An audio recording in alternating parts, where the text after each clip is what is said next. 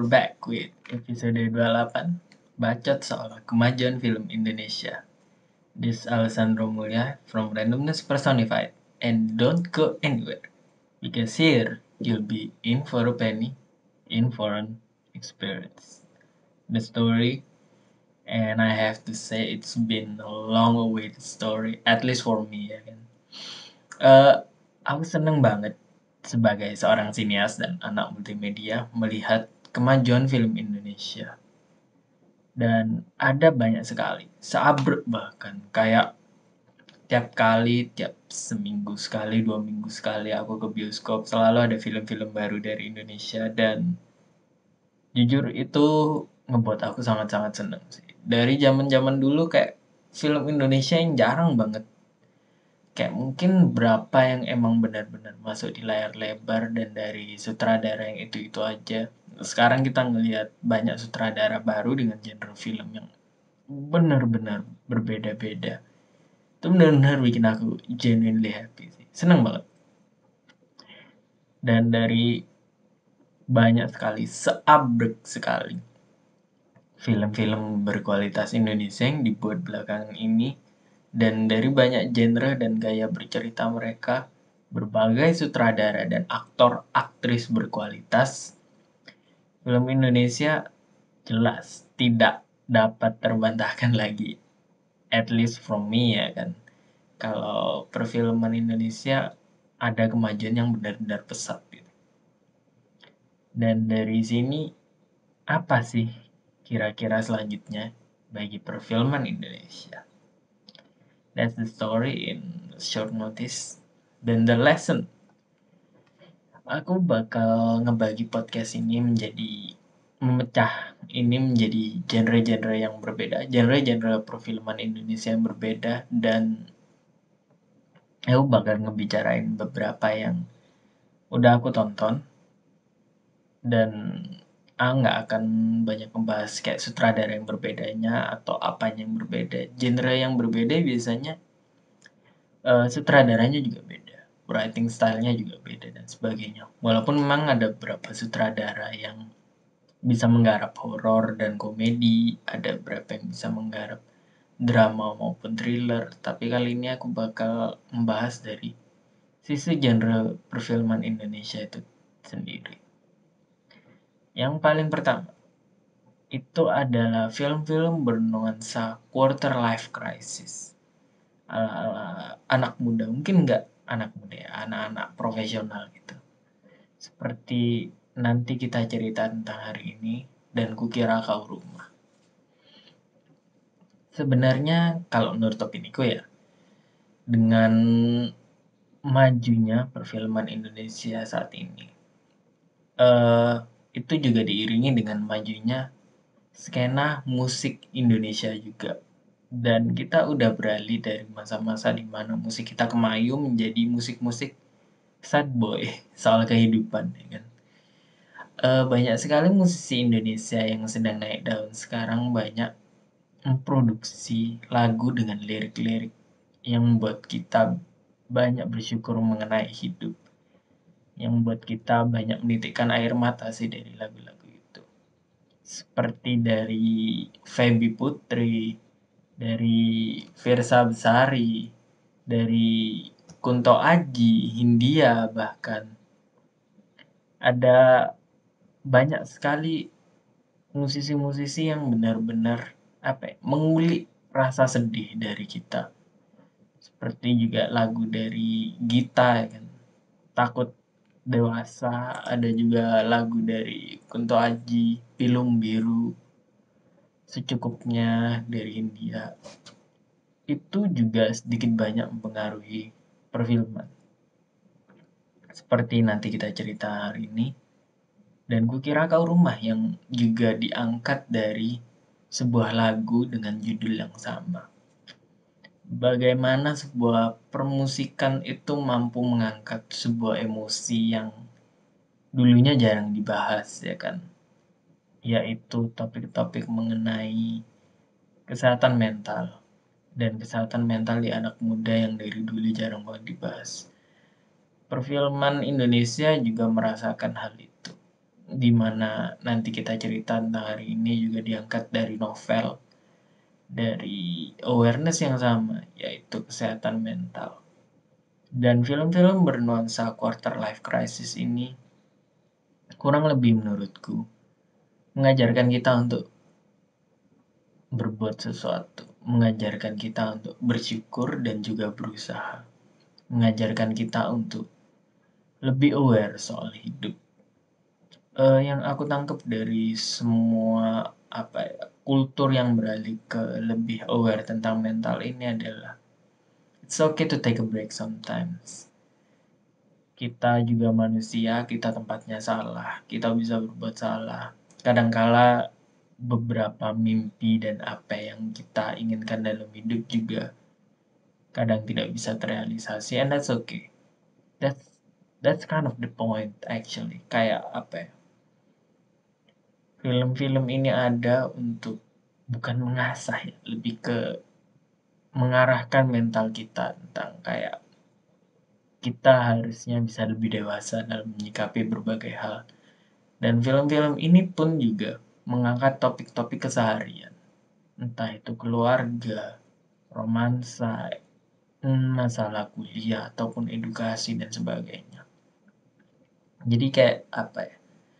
Apa yang mereka rasakan at some point in your life, kalian juga pernah merasakan. Itulah kenapa film-film seperti ini rasa simpatiknya sangat tinggi. Dan aku bersyukur dengan adanya film-film kayak gini.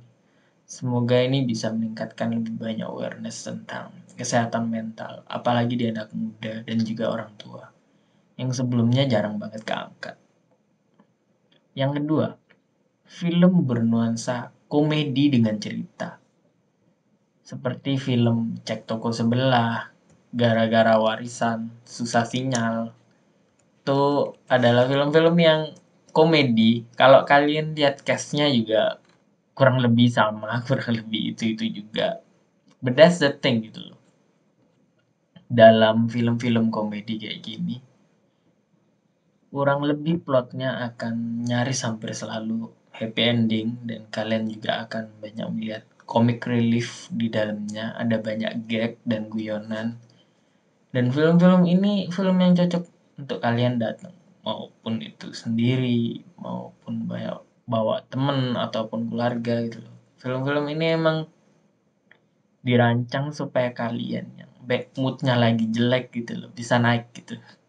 Dan kadangkala film ini juga memberikan sebuah pesan moral di dalamnya. Pesan moral yang kita nggak tahu itu ada gitu loh. Jadi selain mood kalian bagus, kalian juga bisa belajar sesuatu di dalamnya. It's a learning experience. Apalagi dari Cek Toko Sebelah, yang dimana aku sendiri sebagai sebuah seorang etnis Tionghoa merasa sangat-sangat relate dengan film-film Ernest. Apalagi dari film Ernest yang dulu, yang ngenes itu ya. Itu juga aku sangat relate sih sebagai etnis Tionghoa. I learned something from it and I had a good life gitu. Tujuan dari film-film komedi terpenting dan yang paling terutama adalah membuat kita semua tertawa lepas, terbahak-bahak gitu. It's something of an experience that you should try at least once buat kalian yang nggak pernah nonton film-film beginian. Aku rekomendasikan kalian tonton, sebisanya kalian tonton. Walaupun aku bilang film ini dibuat untuk menaikkan mood kalian yang lagi down, nggak ada salahnya melihat ini saat mood kalian lagi happy dan bertambah happy setelahnya ya kan. I mean why not gitu loh. Film-film bernuansa komedi dengan cerita tuh sudah ada dari dulu di film-film luaran, tapi melihatnya dikemas dengan sangat lokal gitu loh. Dengan bercandaan-bercandaan tiap hari yang mungkin cuman orang Indonesia yang bakal ketawa dengan itu. Itu tuh sangat-sangat spesial, sangat-sangat penting bagi kita. Apalagi karena film-film ini semakin sering dibuat, menurutku kita nggak selalu harus bergantung pada stand up komedi. Kita akhirnya tahu kalau ada banyak komedi dengan cara dan metode masing-masing gitu loh yang bisa bikin kita ketawa. Apapun itu alasannya.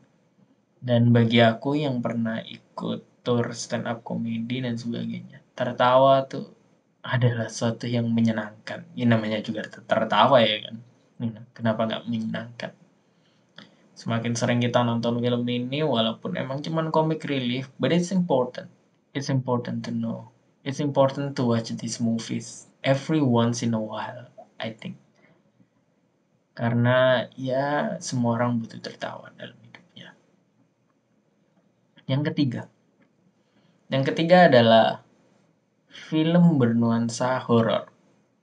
Tapi horornya tuh udah upgrade. Horor yang kayak emang esensinya horor gitu loh. Bukan kayak dengan tidak mengurangi rasa hormat film horor-horor kita sebelumnya yang kayak ada semi-semi pornonya itu. Kayak air terjun pengantin, ini itulah. Sebenarnya dalam hal film ya, aku nggak mau jadi snob. Apapun itu film yang diproduksi, itu pasti ada pasar pangsa marketnya itu loh, target pasarnya itu. Dan aku nggak suka ngebandingin kayak film ini lebih baik dari film itu lebih baik dari genre film ini. Enggak. Semua genre film sama baiknya. Semua genre film dibuat dengan suatu target pasar di dalam benak mereka dan selama film itu ngehit di pasaran gitu. Berarti tujuannya terpenuhi gitu. Cuman menurutku dalam for the sake of better art direction ya I guess. Untuk film-film horor rasanya film-film horor sekarang lebih jarang ada semi pornonya dan lebih berfokus pada aspek ketakutannya itu sendiri gitu. Dan itu bagus kalau menurutku ya karena ya memang sebenarnya film ini yang disuguhkan yang harusnya menjadi titik utamanya ya poin horornya gitu loh. Dan dengan akan hadirnya film Pengabdi Setan dan KKN di Desa Penari, film-film kayak gini nih menunjukkan kalau memang sebenarnya orang Indonesia tuh suka horor dari dulu banget gitu loh. Cuman ada berapa masa di mana aku tuh juga ngelihat kalau film-film kita tuh apa ya, lebih banyak dari sisi pornografinya dulu beberapa tentu saja dan nggak ada yang salah dari itu karena emang tujuannya kan film dewasa ya kan. Cuman semakin kesini aku lihat aspek horornya semakin bagus. Dan terkait dengan film-film dengan genre seperti ini. Sebenarnya, sejujurnya, aku nggak tahu banyak. Karena aku sendiri nggak suka sama film horor. Sama sekali nggak suka sama film horor. Tapi aku paham kalau film horor sekarang udah makin bagus karena bahkan sebelum nonton film bioskop pun ada trailer-trailer film horornya ya kan. Aku biasanya juga tutup mata saat ngeliat trailer kayak gitu karena aku sendiri gak kuat. Cuman dari beberapa opini dari reviewer film dan kritikus juga dan juga dari teman-temanku. Dan aku juga menyempatkan diri sekali-kali nonton walaupun memang kayak 80% cuma tutup mata. Aku setuju kalau film-film horor di Indonesia memang secara kualitas sudah semakin bertambah baik gitu. Yang keempat, yang keempat adalah film bernuansa cerita tabu di Indonesia seperti Ave Mariam, Yuni, Kucumbu Tubuh Indahku, bahkan Pretty Boys. Film-film ini bercerita tentang hal-hal yang kita anggap tabu di dalam Indonesia seperti agama, konsep-konsep LGBT, eh, dan juga woman empowerment, patriarkisme, dan sebagainya. Dari semua film, mungkin ini adalah film yang paling sulit untuk mendobrak pasaran. Kita juga melihat film-film seperti Kucing Butuh Indahmu, Ave Mariam, dan 12 Langkah Mei, eh, Marlina si pembunuh dalam 4 babak, itu tidak benar-benar masuk di bioskop. Kalau boleh jujur aku nggak tahu alasannya kenapa. Mungkin ada alasannya dengan KPI dan juga beberapa organisasi masyarakat di Indonesia yang mungkin tidak menginginkan film-film ini ada.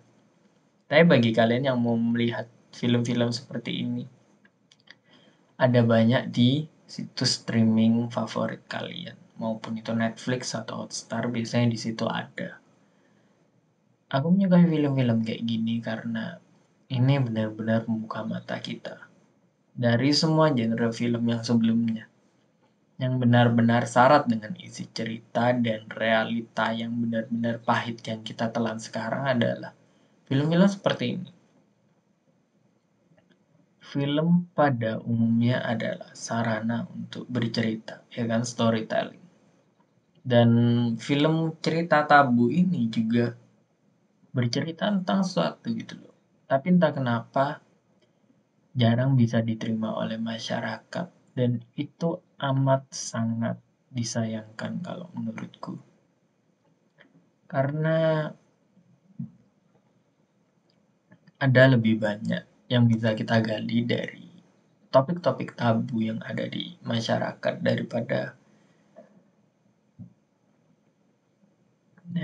menurutku kita hanya menutup mata dan berpura-pura seakan kejadian itu nggak pernah terjadi gitu. Ada baiknya kita mempelajari apa yang emang sebenarnya tuh terjadi itu loh. Dan film-film ini mengeksplor tema-tema demikian. Bahkan bagi kalian yang pernah ngelihat film YouTube-nya Dandi Laksono yang mendokumentarkan tentang apa, pertambangan, I guess, or something like that. Ada banyak banget film-film yang membahas tentang hal-hal yang mungkin akan dilupakan jika tidak difilmkan. Ada film yang juga aku lupa tuh. Pokoknya filmnya tuh 2 babak gitu dan bercerita tentang kekejian di tahun 1998 dan sebagainya. Film-film yang tidak pernah masuk di bioskop. Tapi untuk kalian yang ingin tahu lebih dalam dari dunia sineas dan betapa sulitnya bagi kita untuk tetap idealis dalam apa yang ingin kita produksi, ada baiknya kalian melihat film-film kayak ini. Film-film kayak gini nih tidak hanya membuka mata, tapi juga membuka hati kita. Acap kali dan lebih sering daripada enggak, kita keluar dari setelah melihat film ini dan menyadari bahwasannya apa ya, kita tuh harusnya bisa lebih baik kepada orang-orang yang dimarginalisasi dari masyarakat. Dan aku tetap percaya hal itu sih sampai sekarang. Kalau kita harus lebih baik. Siapa yang pernah bilang? Uus pernah bilang kalau kita tuh sering banget ngejek kaum-kaum eh, kaum-kaum banci, bencong gitu. Kita sering banget ngejek Ivan Gunawan. Padahal Ivan Gunawan benar-benar jujur dengan dirinya sendiri. Uus bilang Ivan Gunawan lebih laki daripada kita yang laki, and I kind of respect that. Itu kayak bener sih, statement itu bener. Ivan Gunawan berani menjadi dirinya sendiri di tengah masyarakat yang menghina dia atas mungkin preferensi dia dalam berpakaian dan segala sesuatunya. Dia tetap menjadi dirinya sendiri. Begitu pula dengan Lucinta Luna. Kalau kalian melihat figur masyarakat seperti ini dan kalian merasa terinspirasi, do me a favor, kalian lihatlah film-film yang juga mengangkat kisah dan topik tabu di dalam Indonesia. Dan kalian akan melihat betapa film-film itu bisa menginspirasi kalian lebih jauh lagi. Dan yang kelima, dan wild card dari semua film ya, aku bisa bilang kayak ini adalah film yang kayak genrenya nih nggak terlalu paham di mana genre yang benar-benar baru, mix genre atau hal-hal yang tidak pernah diulas sebelumnya secara sedalam ini sih. Film-film yang none of the above lah, nggak masuk di semua genre yang tadi aku bilang. Seperti film superhero, Gundala, maupun film detektif, Teka-Teki Tika gitu. Film-film ini mungkin ada sebelumnya dan pasti ada sebelumnya. Aku cuma mau bilang kayak yang baru-baru ini yang benar-benar fresh perspektif kayak film-film ini I think this is the one sih. Ada berapa mungkin yang memang konsepnya agak nyeleneh, tapi mungkin jatuhnya di komedi seperti Ghostwriter. Ada juga beberapa film yang apa ya menurutku lebih masuk di dalam genre apa sih namanya itu tadi? Di dalam genre komedi dan juga quarter life crisis seperti film Imperfect. Tapi film-film detektif, film-film superhero seperti Gundala ini menurutku baru pertama di Indonesia sih. Dan sayangnya kedua film ini bertolak belakang dalam apa sih namanya resepsinya dalam masyarakat. Dan menurutku itu tuh bagus, dua-duanya tuh bagus. Orang sangat merespek Gundala karena itu juga merupakan awal ya sepertinya. Dari banyak film-film lain bertemakan superhero demikian dan merupakan start dari Bumi Langit Universe. Orang sangat menyukai Gundala dan sampai dibawa ke Toronto International Films, I guess, or Cannes ya, aku rasa. Dan untuk teka-teki Tika, orang tidak terlalu menggemarinya. Ada yang bilang kalau plot, karakter, dan subplotnya terlalu mudah ditebak dan membosankan dan sebagainya. Ada yang bilang kalau pembawaan ceritanya terlalu meniru dari Nice Out. Tapi menurutku, Koh Ernest Prakasa udah berani banget sih dalam mengangkat ini. I mean, kita lihat film-film Koh Ernest. Susah Sinyal, Ciptaku Sebelah, Ngenes, Mili dan Mamet, dan sebagainya. Dia tuh benar-benar fokus di satu genre yang dia tahu dan dia tahu kenal baik, yaitu komedi. Untuk seorang Ko Ernest dari latar belakang stand up komedian buat film komedi menurutku, walaupun memang sulit, at least dia punya basic-basicnya. Dalam teka-teki Tika, dia harus build something from the ground up, prototyping, story writing yang benar-benar memang harus menggambarkan detektif banget. Dan menurutku ini adalah langkah yang bagus banget untuk Ko Ernest. Dan untuk film-film kedepannya, dia nggak akan harus start from zero again gitu loh. Dia memang benar-benar sudah mengusahakan sebagai sutradara dan story writer, and that I know film-film dia kedepannya akan menghasilkan kualitas produksi yang lebih baik lagi. Begitu pula dengan Joko Anwar dalam Gundala. Joko Anwar juga merupakan seorang sutradara multi talent. Kita semua juga tahu ya kan. Dari film seperti Janji Joni ke Pengabdi Setan ke Gundala. There's nothing that he produced that comes short as a masterpiece. Each and every single one of them is a delightful to watch. Dan Joko Anwar dan Ernest Prakasa merupakan dua giant ya dalam sutradara perfilman Indonesia. Dan rasanya cukup menarik untuk memberikan apa ya pangsa pasar untuk sutradara-sutradara yang baru di Indonesia. Seperti kayak Ghostwriter tadi, yaitu siapa ya kalau nggak salah Benedion Raja Gugup, Awi Suryadi di KKN di Desa Penari, atau sutradara-sutradara baru lainnya. Aku harap ini bisa mempelopori film-film Indonesia yang lebih menarik, lebih fresh lagi ke depannya. Walaupun bisa bilang sekarang aku tuh benar-benar seneng ngelihat arah perfilman Indonesia di mana itu udah mengarah ke tren yang positif banget. Tapi aku berharap ini nggak menjadi akhirnya sih. Semoga kedepannya kita benar-benar bisa mendobrak pasar nggak cuma lokal, maybe even international. Dan aku akan selalu menunggu saat-saat kayak gitu sih.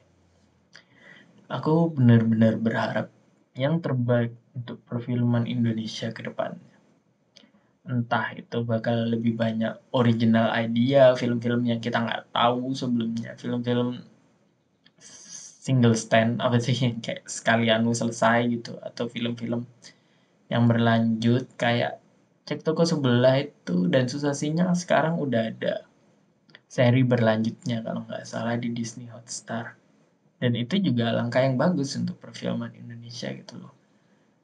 Untuk menunggu film komedi yang kayak 2 jam dan rilisnya 6 bulan sekali, kita bisa nonton mini series yang kayak rilisnya seminggu sekali dan tetap memberikan kita sumber tawa yang tidak kalah bagusnya, ya why not gitu. Semoga perfilman lebih banyak original idea, lebih banyak film remake, lebih banyak satu universe dari film kesinambungan seperti Bumi Langit tadi, ataupun mungkin semua multiverse dari komedi Ko Ernest mungkin jadi satu dan sebagainya. Apapun itu, pokoknya aku berharap yang terbaik untuk perfilman kita. Always will be. And as a final message, untuk kalian yang sedang bersikukuh di dunia perfilman, sineas, desain, kreatif, story writing, lighting, best boy, sebagai catering anak-anak produksi film, apapun itu. Aku juga berharap yang terbaik untuk kalian semua. They say no time is the best time to be alive but right now. And I guess that's right. It also holds true for our cinema sih. No time is the best time to go and see Indonesian movies but right now. And that's right also. Aku hanya berharap yang terbaik. I pray for the best and only the best untuk kalian semua. Dan semoga jika suatu saat nanti aku juga akan berkecimpung di dunia perfilman Indonesia, dan aku sangat berharap untuk berkecimpung di dunia perfilman Indonesia, aku bisa bertemu kalian semua dan mungkin beberapa dari kalian akan mendengarkan podcast ini gitu, and maybe know me sometime from what I have done, mungkin dari desainku, dari bukuku, dari apapun itu. Aku berharap semua yang aku lakukan ini bisa membawa perubahan yang lebih baik pada siapapun yang menemukannya. Dan semoga episode di podcast ini juga menjadi demikian.